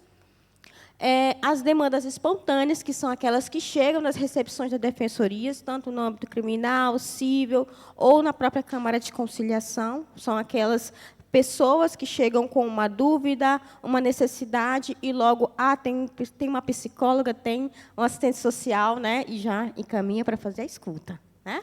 Então, também temos a busca ativa em mutirões de atendimentos. Esse ano, em abril, a nossa equipe esteve dentro do sistema prisional, em alguns dias, e lá, em parceria com a Câmara de Conciliação, que é o órgão que mais atua na questão de acordo, a gente, então, fez a busca ativa, o centro, para verificar quais são as demandas da parte de família, que eles tinham necessidade de organizar. Questões de divórcio, guarda, convivência familiar. Então, a partir disso, a gente fez a escuta deles, o que era pertinente no sentido de coleta de informações através de contato telefônico e fazer o atendimento para acordo, a gente caminhou para a Câmara de Conciliação, e aquelas demandas que teriam que fazer uma visita domiciliar, um acompanhamento mais aprofundado, nós ficamos, então, acompanhando pelo centro. Também temos atendimento para servidores da instituição. Não são muitos, até porque nós somos, a equipe é bem pequena, mas acontece tanto acolhimento e encaminhamento de servidores da própria instituição. Bom, depois que chega para a gente, principalmente pelo sistema solar, a gente faz o contato com o assistido, porque, assim, no sistema vem uma breve descrição e a percepção daquele atendimento pelo servidor, mas nós precisamos fazer uma escuta primeira para poder verificar que tipos de demandas surgem a partir dali, porque eu gosto sempre de pensar, a gente não atende uma pessoa só, um indivíduo, a gente atende uma família inteira. Quando a gente faz essa primeira escuta, a gente verifica quais são as outras demandas que surgem a partir dali. Então, a gente vai fazer orientação, encaminhamento, tem situações que requerem a visita domiciliar, o atendimento com a rede familiar, que acontece muito, atendimentos de mediação, estudo de caso. Então, aqui entra é muito legal quando, por exemplo, vem do gabinete de família, por exemplo, e a gente faz aquele... Não dá para sentar presencialmente, muitas vezes, né? A Camila trouxe aqui, mas a gente consegue, sabe, fazer essa troca, e é muito legal, porque realmente a gente consegue ver um atendimento integral funcionando para aquela família. E também profissionais da rede pública, né? Então, a gente tem muito contato, às vezes é mesmo por contato telefônico, que é aquela coisa mais rápida, a gente consegue organizar. Então, quanto mais pessoas a gente conhece da rede, mais essa rede tem funcionado e dado certo. Lógico que nós temos dificuldades, né? E, por exemplo, eu quero até trazer uma delas, que é a questão do encaminhamento para serviço da psicologia ali nas unidades básicas de saúde. Então, a gente vê que aquela pessoa precisa daquele acolhimento e acompanhamento continuado, que não é possível dentro da defensoria, e, às vezes, aquela pessoa não chega lá, né? Então, ela não chega lá, ou ela chega e tem uma fila de espera. Então, como que se dá isso? E por isso, a gente tem muitos retornos, no sentido de que, às vezes, é visível a demanda daquela pessoa, a urgência dela, para fazer um entendimento, um acompanhamento psicológico, e, por vezes, a gente oferta 1, 2, 3 atendimentos, até porque a gente não consegue negligenciar aquela dor, aquela pessoa, e é, então, importante a questão dos retornos. Quando a gente fala de retorno também, a gente fala sobre acompanhamento continuado. Muitas vezes aquela família precisa de uma assistência do CRAS, a gente precisa verificar se, por exemplo, ela está sendo acompanhada, foi feita a visita domiciliar, e a gente faz isso muito de perto, no sentido de contato telefônico mesmo. Quando ele salva o nosso número do institucional, pronto, né? São as mensagens chegando, e aí as dúvidas e outras demandas surgindo, mas é um tipo de contato que tem dado certo. Mas, assim, acho que vou até avançar aqui, não sei se está nas dificuldades, né? Nos desafios. Antes de entrar em atuação, vou falar dos desafios. Nossa equipe ela é muito reduzida, e a gente tem percebido que, muitas vezes, as demandas elas estão ali, mas nem sempre elas chegam, porque a equipe é reduzida. Eu não vou enviar, porque o tempo também é uma questão. O tempo do direito não é o tempo do psicólogo, não é o tempo do assistente social. A gente sabe que existem muitas demandas e muitos caminhos até a gente conseguir dar conta de atender as necessidades daquela família. E aí o direito não dá, não, já passou, não tem mais o que fazer. Então, assim, também tem essa questão. Muitas vezes não chega por isso, porque o tempo é diferente. Por vezes, nós encontramos dificuldade orçamentária para a confecção de material para a execução dos projetos, que a gente vai apresentar logo depois. Mas o que é interessante de pensar é que a gente teve alguns desafios assim e dificuldades que foram sanadas, né, do início para cá. Recentemente, a gente ganhou um espaço físico dentro de um prédio da Câmara de Conciliação, mas a gente tem uma sala de atendimento, né? Então, tem um ambiente preparado ali. Antes, a gente não tinha. A gente estava com uma superlotação dentro de uma sala, que a gente tinha dificuldades de sentar com a equipe mesmo para discutir casos. Então, assim, algumas dificuldades já foram sanadas ao longo do tempo, mas outras vão surgir, né? E é sempre assim. Mas, com relação à atuação... Deixa eu ver. Eu estou correndo, gente? Está tranquilo? Ah, beleza. Com relação à atuação em educação e direitos, eu gosto muito de falar sobre isso, porque é um trabalho que a gente tem muito forte lá na nossa defensoria, com relação ao Centro de Atendimento Multidisciplinar, inclusive. Então, a gente traz algumas participações em diálogos em sala de espera, por exemplo, falas importantes acerca de direitos, acerca de saúde mental, dentro de espaços onde, por exemplo, a pessoa vai esperar um atendimento, tem um grupo ali de pessoas, a gente traz uma fala de reflexão, de orientação, a partir daquele momento. Também Defensoria Solidária, que é um projeto da Defensoria de unir parceiros e atender demandas que as pessoas precisam, às vezes não conseguem no dia a dia, né, de segunda a sexta porque trabalha, mas no sábado ali tem a equipe de saúde, né, tem a equipe do Detran, enfim, vários serviços que às vezes a gente precisa organizar no nosso dia a dia. E logo agora, segunda-feira, inclusive, vai ter a gincana do Setembro Amarelo, que é dentro de uma escola estadual, que a gente leva ali a fala e a importância sobre saúde mental de uma maneira descontraída. A equipe também tem apoiado essa atividade.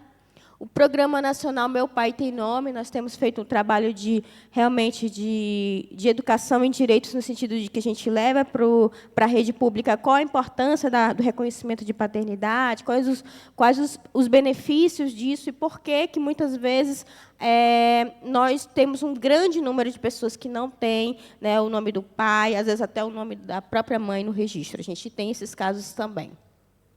Atuação no mutirão de inclusão, atuação no mutirão do sistema prisional. Eu vou trazer umas fotinhas para apresentar até a equipe também, gostaria de trazer dessa forma. Defensoria Solidária, coloquei aqui, né? E o programa Descomplica, estimulando a mediação de conflitos na escola, que é um programa que acontece dentro das escolas. E a Oficina de Parentalidade, que é um projeto que a gente já está pensando, ainda não conseguimos executar, mas agora, em novembro, nós vamos fazer a primeira edição. E eu gostaria até de trazer a importância da Oficina de Parentalidade, porque uma das maiores demandas do centro hoje está relacionada à família.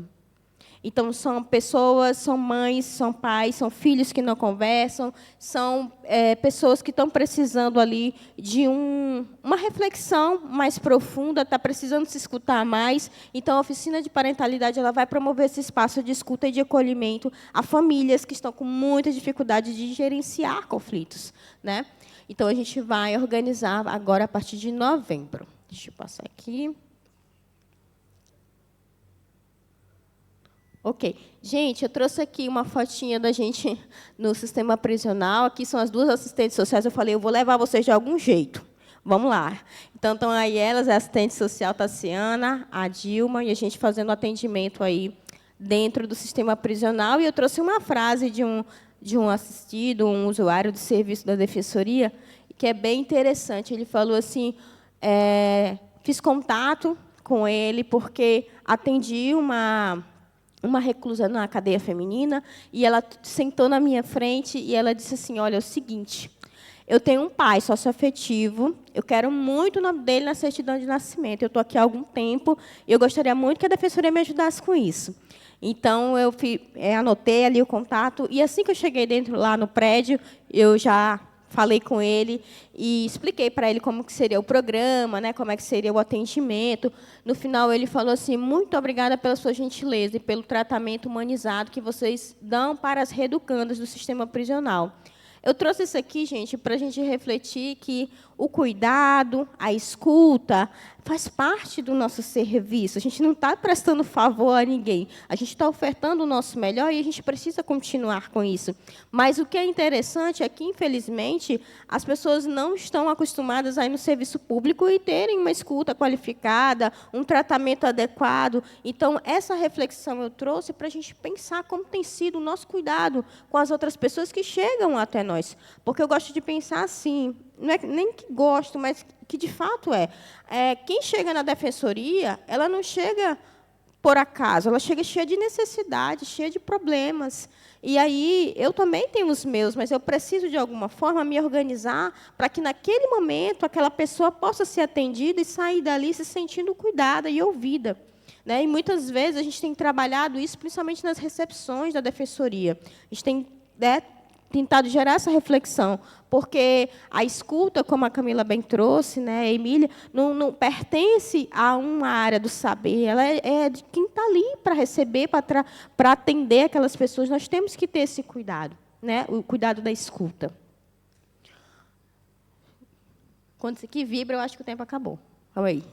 Então, a gente trouxe aqui uma fotinha também da equipe do CAN, na Feira do Garimpeiro, que é uma feira lá de Roraima, de Boa Vista. E a gente trabalhou na panfletagem, a gente foi na feira, e eu achei tão interessante, e eu gosto desse serviço porque, sabe, a ideia de você sair da casinha, né, ir até as pessoas, e as pessoas verificarem que vocês são acessíveis, que, poxa, eu tenho uma dúvida. Muitas pessoas foram paradas, não necessariamente para falar sobre o projeto, mas eu tenho uma dúvida da defensoria, como é que faz e tal. Então, essa questão de você sair, como eu vi um vídeo na defensoria daqui de Mato Grosso, que também tem esse serviço, né, de você ir para as comunidades, você ir para as escolas. Gente, isso é fantástico, né? É você sair do gabinete, você estar lá onde as pessoas estão. Então, a gente trouxe aqui a foto da feira, onde a gente colocou perdão. Calma. Vamos lá. Eu não sabia que ia dar certo, Gabriel. Deixa eu ver aqui. Eu trouxe um vídeo curto para a gente falar sobre o programa Descomplica, que é um programa que era um projeto e virou um programa dentro da defensoria. Deixa eu ver aqui se vai dar certo de novo. Ai, estou voltando. Calma aí. Gente. Acabou a surpresa. E agora, Gabriel, que não vai mais? Ah, pronto.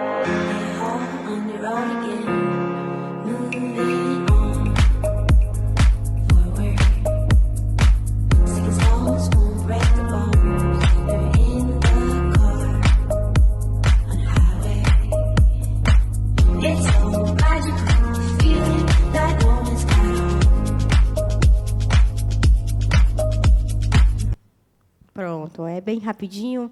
Gente, esse programa ele iniciou como projeto em 2017, né?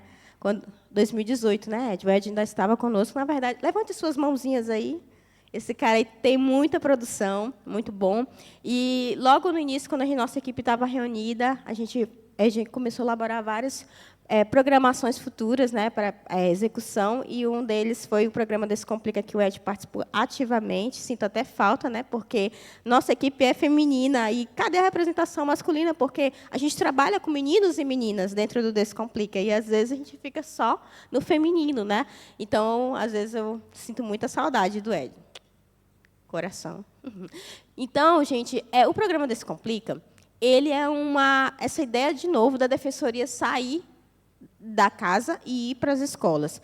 E nós trabalhamos com um público de adolescentes. A partir do 8º ano, nós atendemos, e, a princípio, a mediação como possibilidade de organização de conflitos que surgem dentro da escola.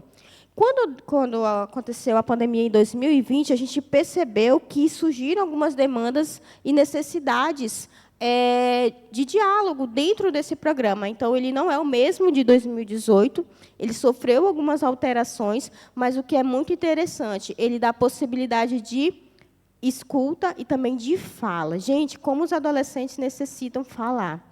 Então, aqui eu trouxe uma foto da Tassiana em minigrupo, porque quando a gente ativa os minigrupos, aí é que eles se sentem à vontade para conversar. Então, esse é um programa que a gente tem um apreço muito grande por ele, porque a gente fala com um público de adolescentes que estão em construção de identidade, formação de identidade, de personalidade, e eles estão muito sedentos por falar, né, por serem escutados. A gente traz a oportunidade de eles trazerem quais são os maiores conflitos dentro da escola, né, como é que eles organizam isso dentro da escola, e eles trazem como eles fazem, e a gente traz opções e ferramentas durante o programa para que eles reflitam, poxa, dá para fazer assim também, dá para a gente integrar mais. Né? Muitas vezes, a gente pega como a gente pega 30 alunos de classes diferentes, eles trazem assim, poxa, eu não falava com fulano, agora eu falo. Eu lembro que, no projeto piloto, a gente teve a primeira turma que tinha muitos venezuelanos, a gente estava no auge da migração, né? Então, tinha 2 grupos. E, no final do projeto, eles começavam a trocar e falaram, desculpa por nunca ter falado, desculpa por não ter te entendido, ou ter incluído você. Então, assim, é uma semente que a gente deixa na escola com o objetivo de que a gestão, a equipe da escola, possa organizar outros movimentos como esse e frutificar o trabalho que é trazido dentro do Descomplica. Tá bom? Então, eu trouxe bem rápido o que é. Eu trouxe aqui o tabuleiro das emoções, gente. A gente tem eu ia trazer, mas é grande, aí não ia dar. É um tabuleiro que a gente consegue conversar com eles um pouquinho. Tem perguntas assim, como qual é o seu animal predileto? Qual é a emoção que mais você sente durante o dia? Então, eles ficam encantados, porque eles têm a possibilidade de girar, né? Eu até brinco que é a roleta Jequiti. Né? Aí eles giram e respondem aquela pergunta. E daí eles começam a falar, porque a gente consegue observar também que muitos têm, assim, tem até aversão a pegar no microfone, a ir lá na frente, né, e conversar. E a gente vai vendo que, durante as atividades propostas, eles vão se soltando. Outra questão que é muito importante, que a gente trabalha dentro de qualquer atuação em educação e direitos, é a promoção do círculo. Né? Se desse para fazer um grande círculo aqui, a gente se olhar, e verificar que todos estão nessa equipe, nesse grupo, falando e ouvindo, isso seria muito legal também. Então, a gente tem esse cuidado com eles dentro do programa. Acabou. Deixa eu ver aqui. Pronto, eu trouxe aqui só mais uma fotinha. Agora vai. Acabou aqui. Calma aí. Eu quero só a última frase para encerrar. Obrigada. Tem alguém que está me ajudando ali. Pronto. Então, para me finalizar aqui a apresentação, eu trouxe a seguinte reflexão para o nosso grupo. A escuta que permite que o outro se sinta percebido, ouvido, respeitado e atendido nas suas necessidades, independente de raça, gênero, etnia, território ou deficiência, revela a verdadeira natureza do cuidado. Muito obrigada, gente.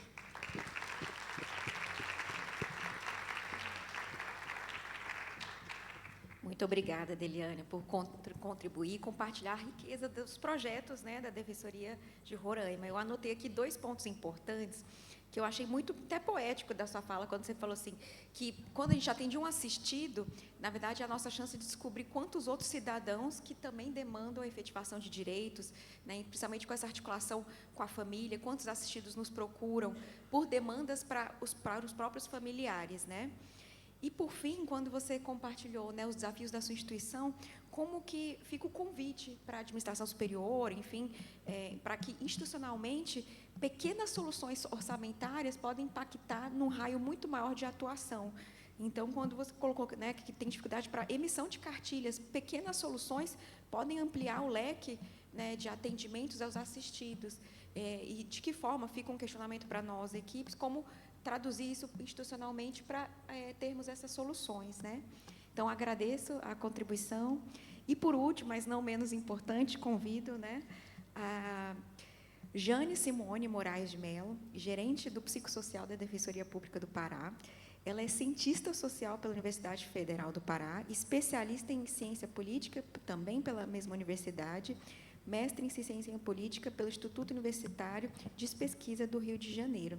atualmente analista socióloga na Defensoria Pública do Pará e gerente da equipe psicossocial e coordenadora do programa Defensoria Sustentável, promovendo novos hábitos. Por favor, a palavra. Bom dia. É um grande prazer estar aqui. Obrigada pelo convite, em todos os sentidos. Foi surpresa, né, ter sido convidada a participar, por vários fatores, eu vou já explicar para vocês. Mas, acima de tudo, tem sido, a cada momento, a cada fala, principalmente desde ontem, quando eu ouvi as pessoas se manifestando quanto a uma realidade que a gente sente muito dentro da Defensoria, sobre o papel tanto dos membros quanto dos servidores, de uma forma geral. Algumas pessoas falaram que a posição de alguns membros dentro da instituição são posições extremamente hierárquicas. Eu achei bem interessante de assumir essa realidade que a gente sente muito dentro da Defensoria. Por que eu estou falando isso? Porque eu vi desde ontem que o espaço aqui está sendo um espaço extremamente democrático em todos os segmentos, em todos os aspectos, em todos os momentos, extremamente importante da gente pensar, da gente refletir sobre as relações de poder institucionais, né? Quando eu comecei a trabalhar na Defensoria em 2008, na verdade, eu entrei para a Defensoria como uma vaga de sociólogo, eram 2 vagas, eu entrei em uma das vagas, eu acho que é a única defensoria que tem sociólogo, essa é a do Pará. Por outro lado, não sabiam o que o sociólogo iria fazer dentro da defensoria. Durante muito tempo isso aconteceu. Eu fiquei em desvio de função anos, vocês não têm noção de tudo que eu possa ter feito dentro da defensoria, né? Eu atuei como psicóloga, com todo respeito, tá, gente? Atuei como assistente social, como pedagoga e, de vez em quando, como socióloga. Então, é bem interessante que, ao longo desse tempo, eu tentava espaços, mas esses espaços, de certa forma, eram cortados. Não, tu tens que ir para a unidade de internação ouvir o adolescente que está detido. Então, várias vezes eu fui para a unidade de internação atendendo o adolescente junto com o defensor, e que não era a minha função, nunca foi a minha função, né? Mas, por outro lado, isso foi uma escola para mim. Trabalhar na defensoria foi uma escola. Eu vim do sistema privado, lecionei durante muito tempo, e depois eu fiquei concomitante, tanto na defensoria como também lecionando, e foi uma escola. A defensoria eu aprendi muito, aprendo a cada dia, e isso, para mim, em termos profissionais e pessoais, foi extremamente enriquecedor. Até hoje, claro, eu até estava brincando ontem, acho que eu falei para a Deliane, que eu vou pedir uma vaga aqui na Defensoria de Cuiabá, porque o trabalho que vem sendo desenvolvido aqui, em relação ao respeito ao trabalho dos técnicos, né, dos analistas, eu não sei se vocês são, né, dos analistas de uma forma geral, é extremamente rico, extremamente produtivo, extremamente respeitado, né? Eu estava conversando mais cedo sobre a participação que vem sendo executada aqui em termos de atividades, tanto a participação dos defensores quanto dos técnicos, de uma forma geral, em todos os sentidos, tem sido extremamente proveitoso e rico. Eu não sei se é assim em todos os estados. No meu estado isso não é assim, não estou fazendo crítica, tá, gente? É só uma constatação. Não estou aqui para criticar ninguém, mas só para a gente sentir as realidades. São realidades bem específicas de cada estado. O nosso estado ainda precisa crescer muito em relação às atividades técnicas, não no sentido do trabalho, muito pelo contrário, a gente tem um trabalho muito bom em vários núcleos. Os núcleos conseguiram desenvolver atividades extremamente ricas. Hoje eu atuo na sustentabilidade. A gente tem um programa Defensoria Sustentável, promovendo novos hábitos, que eu estou desde 2022, e a gente vem tentando traçar um pouco diferencial de uma mudança de cultura dentro da instituição. E, em julho, eu fiquei em exercício na gerência do psicossocial, que já há algum tempo vinha sendo desenvolvido por uma outra pessoa, mas que, na verdade, pelo que foi colocado por vocês daqui de Cuiabá e também de outros estados, no caso de São Paulo, a gente tinha uma realidade totalmente adversa do que seria realmente a atividade do psicossocial em termos de gerência. Em julho, nós começamos a desenvolver um trabalho que foi bem interessante, um trabalho de tentativa de resgate de todas as ações individuais e coletivas dentro da instituição. Começamos a trabalhar, mas ainda está num processo de transição a questão da gerência. Essa gerência está sendo arrumada, rearrumada. Então, acho que tem muita coisa ainda a crescer, a se desenvolver e a se transformar, né?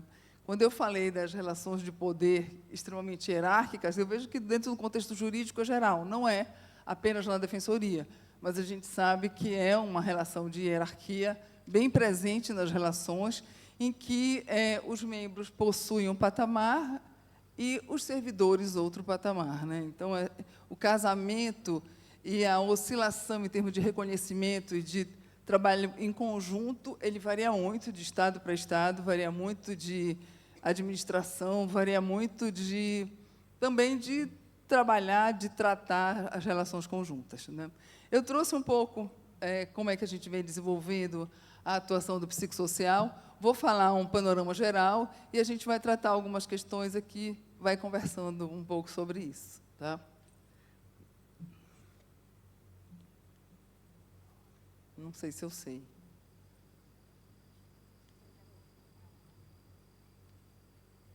Não.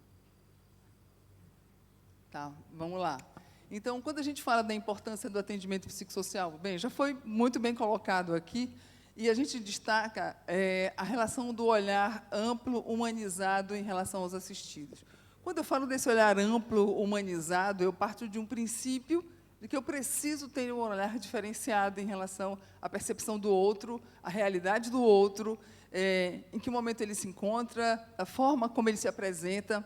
Interessante que, algumas vezes, em uma das atividades que eu fazia atendimento, as minhas colegas de sala me olhavam e diziam: Jane, presta atenção no teu olhar quando tu atende alguém. Porque aqui, algumas situações eram tão surpreendidas, quer dizer, eram surpresas tão surreais para a minha realidade, né, que eu realmente me espantava com algumas colocações.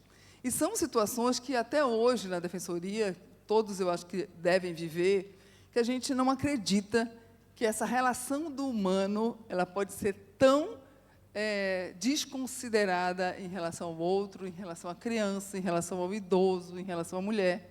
Então, são situações que eu saía sofrendo, assim como muitos aqui devem sofrer, né, porque eu não acreditava que seria possível que aquilo acontecesse. Então, ter esse olhar de objetividade, claro que não é tão simples assim, né, mas para nós, como profissionais, é fundamental. E tentar ser objetivo em uma situação em que mexe contigo, né, em que tu percebes em que o outro está adoecido, e tu precisas trazer a ele uma solução para a sua realidade, não é fácil, não é tão simples assim. Então, a partir daí, também a gente tem que ver a questão das dinâmicas sociais, das dinâmicas pessoais, né? Ou seja, o que esse indivíduo e como ele se apresenta para buscar essa justiça. É interessante quando a gente fala de justiça e a gente falar desse indivíduo historicamente a nível de Brasil, né? Tem um autor, o José Murilo de Carvalho, não sei se vocês conhecem, é um historiador, muito bom, por sinal, ele foi meu professor no mestrado, e ele já faleceu, infelizmente, mas ele tinha uma produção, o livro dele era Cidadania no Brasil, um longo caminho. Nesse livro, ele destaca a importância, quer dizer, a importância e como esse indivíduo no Brasil ele precisa construir ou é desconstruída essa realidade dele de cidadania. Tanto que ele considera que ele chama, estabelece como nomenclatura de estatania. Na verdade, é o Estado que assume para esse indivíduo essa relação cidadã. Então, assume de que forma? O Estado ele passa a tratar, de acordo com aquilo em que ele estrutura politicamente a sua funcionalidade e conduz esse contexto em termos de legalidade para que esse indivíduo se sinta um cidadão. Nós não existimos se nós não tivermos o nosso registro de nascimento, não é isso? Então, esse indivíduo ele existe fisicamente, mas politicamente, legalmente, ele não existe, né? Então, por outro lado, isso é importante considerar, quer dizer, como é a nossa realidade a nível de Brasil. Os nossos interiores, eu vou mostrar para vocês um mapa do Pará, em que, na verdade, o Pará ele é o segundo território em termos de dimensão territorial no Brasil, de grandes extensões. E lá, em Belém, a gente trata muito a ação cidadã com a Defensoria nos interiores do Estado. Dentre esses interiores, a gente vai muito à Ilha do Marajó. Vocês já devem ter ouvido falar, né? A Ilha do Marajó. A extensão territorial da Ilha do Marajó, a quantidade de municípios e de localidades da Ilha do Marajó. Só para vocês terem uma ideia, foi ano passado, não, 2023, nós fizemos uma ação cidadã em Afuá. Afuá é um município que fica já na divisa do Amapá, né? Bem próximo ao Amapá. E, naquele momento, nós nos deparamos, eu nunca esqueço, quando uma senhora, já assim, no final de horário, era um domingo, já quase 2 horas da tarde, ela chega com o filho no colo, extremamente bronzeada não, queimada mesmo do sol, ela com a criança no colo, para tentar emitir o seu RG, né? Ela levou 16 horas viajando de barco, para poder chegar em Afuá. Então, para vocês terem noção das distâncias existentes, dos furos da região, que a gente chama de furo, eu não sei se vocês sabem aqui, o que é o furo? É aquele caminho de rio, né, no meio da mata, braços de rio e assim vai. Então, ela levou 16 horas para chegar lá em Afuá, para ser atendida justamente para emitir a sua identidade, os seus documentos de uma forma geral. E, nesse dia, eu lembro que as certidões de nascimento, a grande maioria das certidões de nascimento que chegavam até nós, estavam erradas.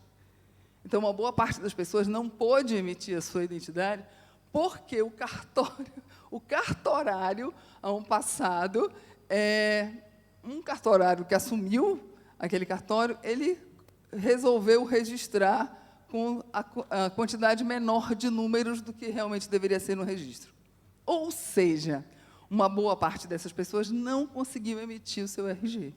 Teve que, justamente, primeiro corrigir a sua certidão de nascimento, para depois, e isso não foi no mesmo dia, não conseguirem resolver aquela situação naquele dia, pegando o encaminhamento para o cartório, resolver e assim por diante. Então, assim, é uma realidade muito adversa do que a gente possa estar acostumado dentro das cidades, dentro daquele nosso atendimento do cotidiano. E isso é muito recorrente, é muito real, em termos daquilo que a gente fala, dessa extensão territorial do Pará, que, para nós, é uma diversidade muito grande em termos de condição, de realidade, de vida, de como as pessoas se encontram. Para elas, muitas vezes, o mínimo é o máximo, não é? Aquilo que, para nós, muitas vezes, é o desnecessário ou o desconsiderado, para eles, não, para eles é muita coisa. Então, o olhar a esse assistido, o olhar a esse indivíduo, o acolhimento que é dado a ele, aí vem justamente a ação do psicossocial, ela é fundamental. Por outro lado, não só o assistente social ou o psicólogo, mas também o defensor, quando atende esse indivíduo. Como é que ele vai atender? Como é que ele vai perceber esse outro, não é? O acolhimento ele é fundamental, gente. Se a gente não acolhe aquele que tem necessidade, então a gente está justamente rejeitando, deixando mais ele naquele contexto da ninguémidade que aqui foi colocado e aquele que a gente já percebe da realidade. Então, a importância desse psicossocial promove o acesso à justiça, combate à violência e à opressão, fundamental, contribui para a transformação social, né, alinhando-se à missão institucional e, principalmente, trazer esse indivíduo acesso à justiça, né, à garantia dos seus direitos. Bem, aí, no caso, a análise da vulnerabilidade, que a gente fala do hipossuficiente, né, no caso, a vulnerabilidade econômica e social, que a gente já comentou, já foi falado aqui várias vezes, a exclusão de determinados grupos sociais, esse indivíduo já se sente excluído, ele já chega com dificuldade de expressar os seus sentimentos ou aquilo que necessita. Muitas vezes ele não sabe nem o que ele precisa. Vocês se deparam com isso, com certeza, né? A gente precisa, muitas vezes, traduzir o que ele está precisando, porque ele não tem conhecimento, né? Então, ontem foi colocado sobre a linguagem jurídica, muitas vezes utilizada, né? Se eu trabalho com o assistido, se é aquele indivíduo que tem uma carência plena em vários aspectos, por outro lado, eu preciso também me policiar e dar a ele a oportunidade de, pelo menos, ele entender aquilo que ele precisa, né? Porque é difícil, muitas vezes, a gente até tentar traduzir um pouco a realidade ou a sua necessidade. Aí a gente vem ao entendimento das demandas sociais, de uma forma geral, a compreensão dessas dinâmicas e as causas políticas por trás das demandas que chegam à defensoria. Quando eu falo de causas políticas, é bem interessante que, muitas vezes, sim, a gente tem um contexto político que permeia algumas condições, algumas situações, e que esse indivíduo, muitas vezes, não sabe a sua própria condição, a sua própria realidade, e que a gente, sim, tem conhecimento, tem ciência de que aquele momento pode ser apenas uma questão política, que precisa ser sanada, né, por um determinado momento, mas que trazer a ele um resultado, mesmo com essa condição, é importante. Bem, espera lá, voltando aqui. Eu trago aqui um perfil do Pará, de uma forma... Espera lá, deixa eu ver se eu pulei aqui. Eu acho que eu estou pulando agora, né? Voltando. Eu estou perdida aqui. Alguém me ajuda, por favor. Tá, foi aqui. Bem, a gente já falou sobre essa questão, né? A relação da atuação profissional. O que é interessante é que há a técnica, há um método, há o conhecimento, e isso precisa ser respeitado, né? O assistente social, o psicólogo, o pedagogo, a gente também tem no quadro o pedagogo, ele possui o conhecimento e, por outro lado, ele tem possibilidade, ele tem potencialidade para solucionar o problema. Fundamental essa questão. Bem, já falei sobre isso, né? Já. Sim. E aí, voltando à realidade do Pará, a gente tem justamente aqui o mapa com 144 municípios. E, dentre esses 144 municípios, nós temos um total de habitantes, mais de 8 milhões de habitantes no Pará. Isso significa, de uma forma geral, tá? Belém tem, basicamente, 1.300.000. Quando a gente fala desse total, e Belém sendo o segmento com maior proporção em termos de moradia, em termos de trabalho, em termos de desenvolvimento das suas atividades, a gente observa que há, sim, uma preocupação muito grande no sentido de um contexto tão amplo em que se encontra essa realidade e que, por outro lado, ele precisa ser sanada, ela precisa ser solucionada em termos de direitos, em termos de acessibilidade.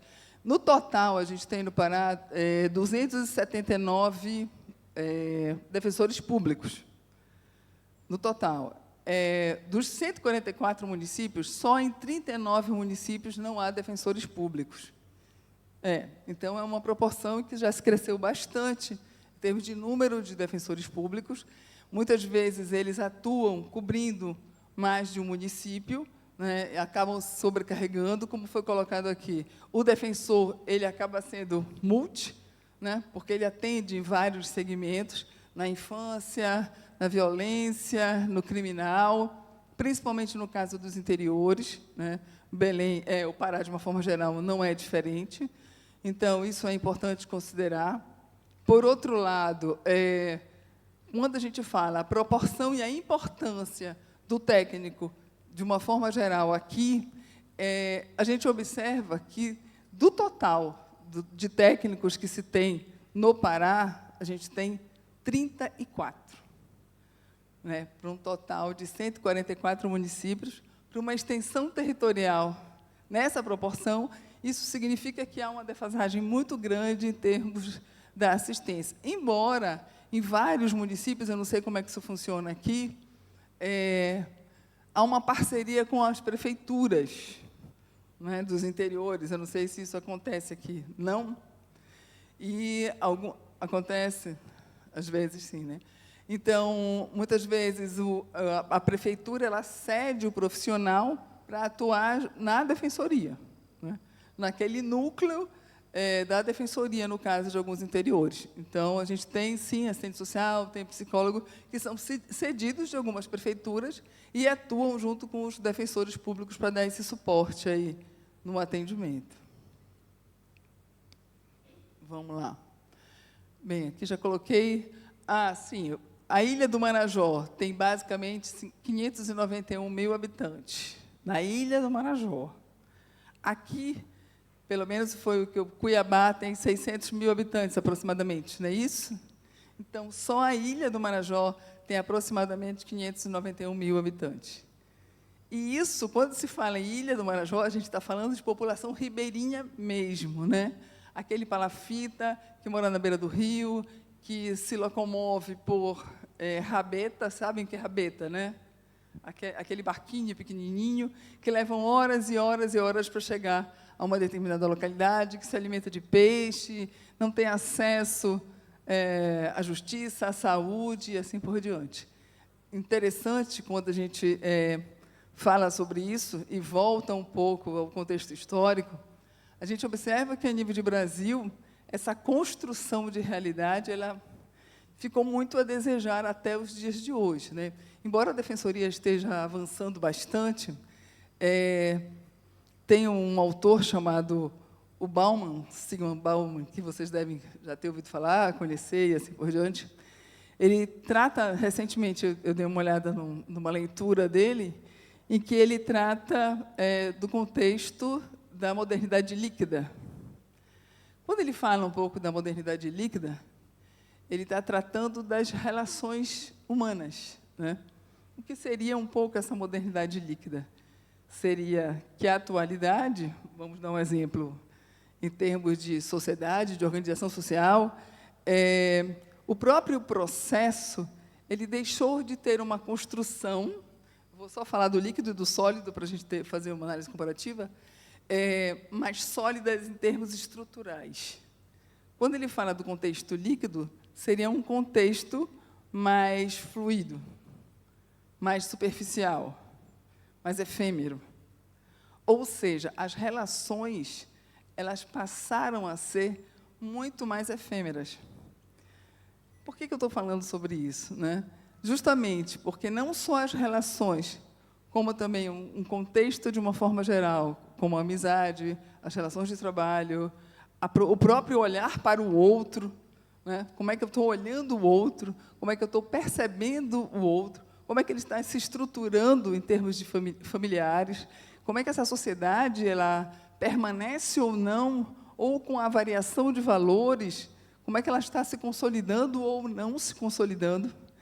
Então, nesse sentido, a gente observa que essa fluidez ela gera algo muito superficial, né?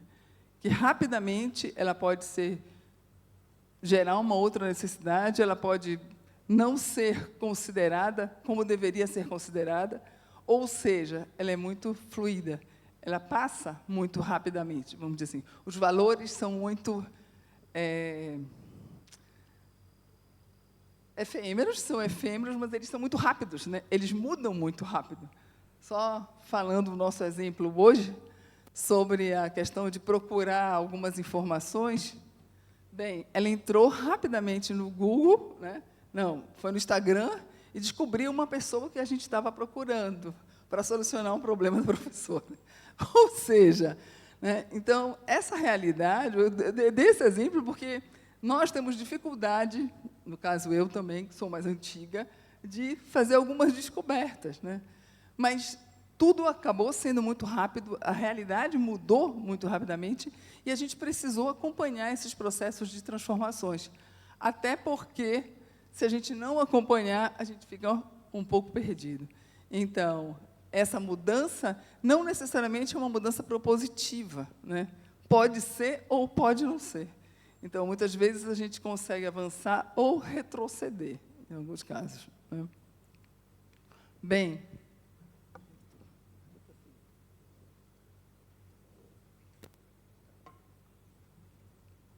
aí aqui a gente fala sobre o segundo maior território do Brasil, eu coloquei, né, a população de Belém, em relação à quantidade de membros, e que nós estamos em 105 municípios, né, e somos um total de 34 técnicos, ainda precisando muito mais, logicamente, de crescer muito mais em termos de quantidade, para que a gente possa dar o suporte nesse contexto.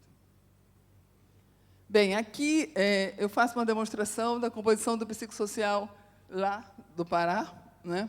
Como é que a gente pensou, estruturou. Existe uma gerência que está em processo de transição, como eu acabei de falar para vocês. Essa gerência é ligada à central de políticas.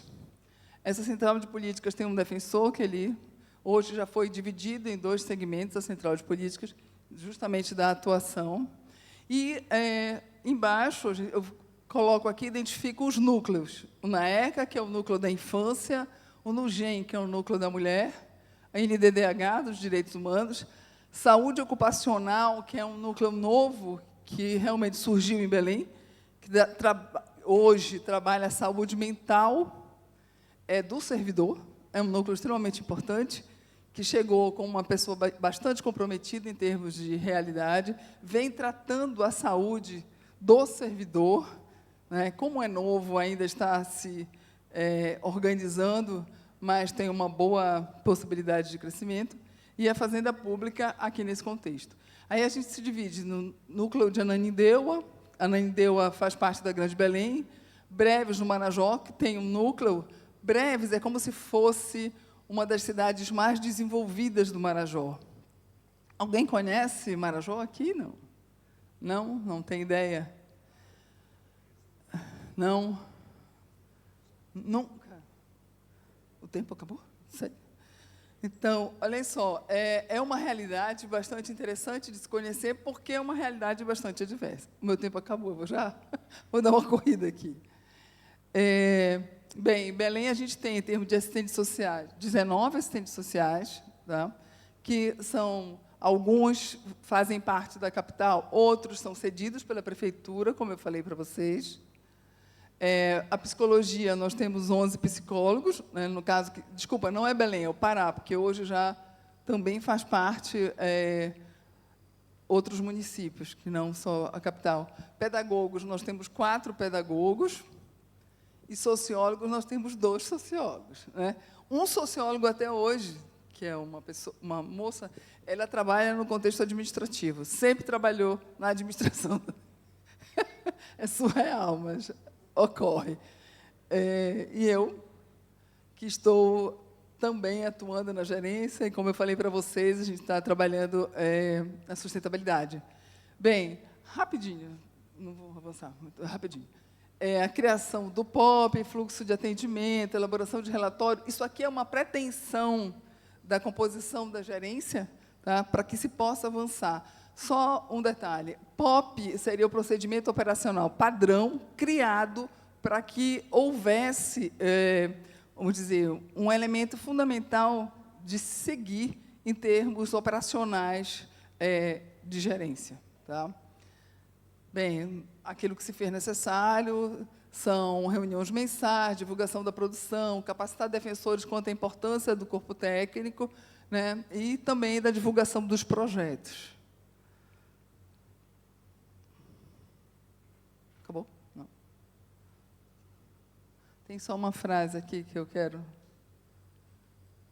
Gente, volta, tem uma última frase que eu queria...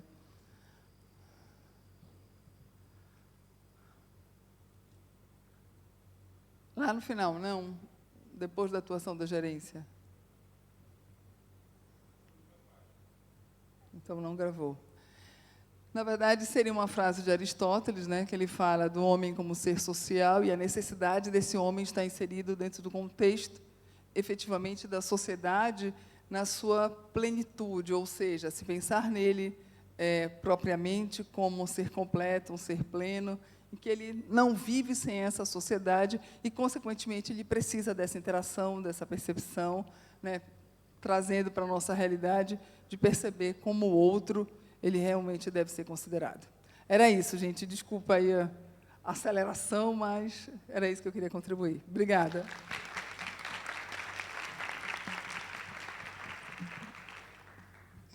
Peço desculpas por acelerar a finalização da apresentação. Infelizmente, a gente extrapolou um pouquinho o tempo, então a gente não vai conseguir ter uma rodada de perguntas, mas eu gostaria de parabenizar a contribuição da Jane. Eu achei muito interessante finalizar com as falas da Jane, porque ela casa com o início do discurso da Emília. Quando, Jane, você compartilha, né, os desafios da gerência, e você até falou assim que nós entramos na gerência, a gente começou a trabalhar no processo de resgatar quais ações daquela equipe, né? E a Emília sempre reforça qual é o trabalho. Então, como que em toda instituição, o levantamento, né, de demandas, como na Defensoria de Roraima, né, a Deliane falou, a buscativa de demandas juntos aos assistidos. Então, todo ponto de partida sempre é qual é a atuação, não é mesmo? E, por fim, como é incrível, né, as diferentes realidades do nosso país, Roraima com 15 municípios, nós com 142, e como que a nossa atuação institucional tem que se adaptar às realidades de cada um. Então, agradeço essa riqueza dessa mesa e convido para a gente aproveitar um pouquinho o COF. Obrigada.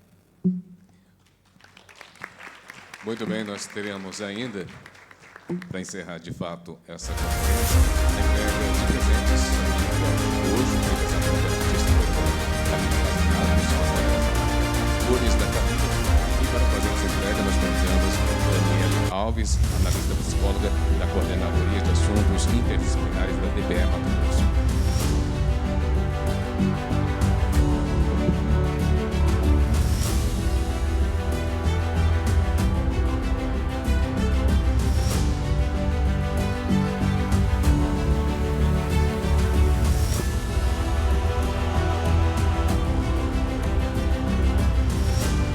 Uma foto desse momento de entrega.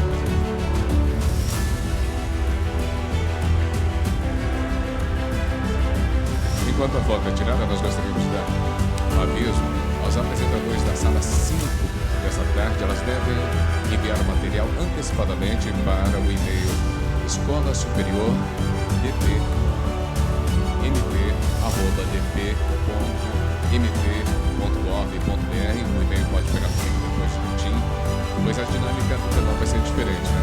E nas demais salas pedimos que os apresentadores cheguem com 15 a 20 minutos de antecedência para organizar a apresentação. O e-mail também pode ser solicitado para mim. Muito bem, nós agora teremos um momento artístico-cultural, nós teremos um intervalo musical e vamos ser brindados com os talentos da cantora regional mato-grossense e soprano do coro experimental de Mato Grosso, Vera Capilé, acompanhada dos musicistas Jefferson Neves, regente do coro experimental Mato Grosso e cantor do grupo cultural do Ribeirinha, que é tetracampeão mundial de folclore, e com o Eduardo Madá, educador musical da Secretaria Municipal de Educação de Cuiabá e músico do Flor Ribeirinha. Enquanto os cantores fazem a sua apresentação, nós estamos liberados para o coffee break, podemos pegar lá, podemos voltar aqui e assistir a apresentação musical. Para quem se interessar em acompanhar os grupos nas redes sociais, @coroexperimentalmt e @Flor Ribeirinha, com 2 R's, Flor Ribeirinha, apenas isso no Instagram, ok? Então, um bom coffee a todos.